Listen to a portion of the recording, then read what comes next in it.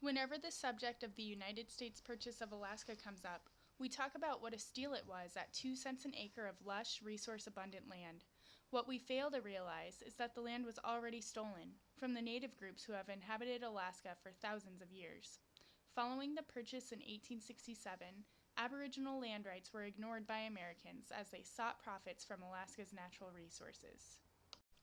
During this time, Alaska Natives were not even treated as citizens. They were deemed uncivilized by the United States government and were discriminated against for decades. Over the years, the natives formed regional groups in an effort to gain recognition for Aboriginal land claims. Immediately following the purchase, the Tlingit Indians protested the sale, arguing that they were the owners of the land they occupied. In 1915, Tanana chiefs asserted title to their lands in interior Alaska with the construction of the Alaska Railroad through their territory. In 1935, the Alaska Native Brotherhood organized a lawsuit against the federal government to acknowledge the land claims of southeastern tribes. The groundwork for land claims had been laid, but as more and more Americans poured into the last frontier, the voices of these regional groups would be stifled out by the booms of statehood and resource development. With statehood in 1959, Alaska Natives felt the urgency to organize and fight for their lands. The Statehood Act did not recognize Aboriginal title to lands, and the new state was about to select more than 103 million acres for the public domain. Collaboration among natives was hindered due to the long distances between rural villages and urban Alaska, as well as the major cultural differences and mistrust among native groups. In 1962, the Tundra Times, a newspaper for the native voice, was formed, giving natives a medium through which to communicate their common concerns.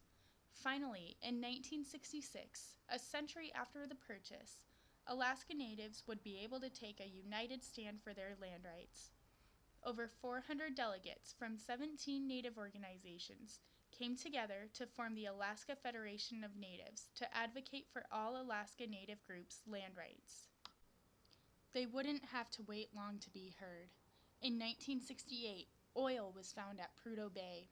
It would be the largest oil deposit discovery in United States history.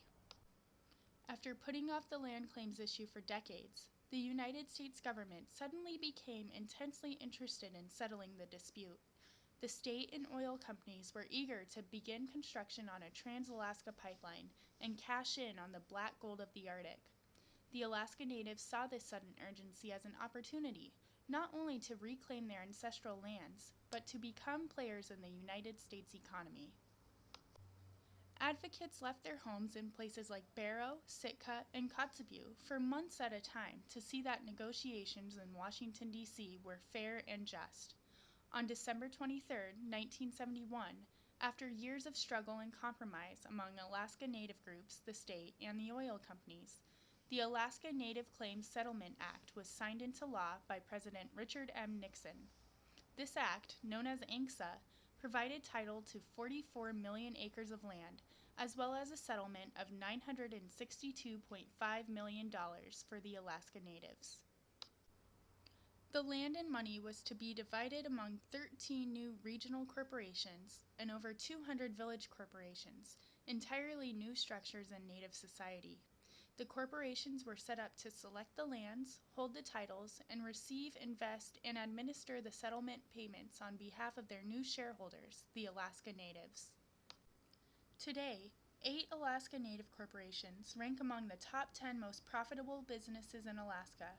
5 have topped $1 billion, providing jobs to thousands, as well as scholarships, job training, and health care to Alaska Natives. The corporations now have a huge impact on our economy.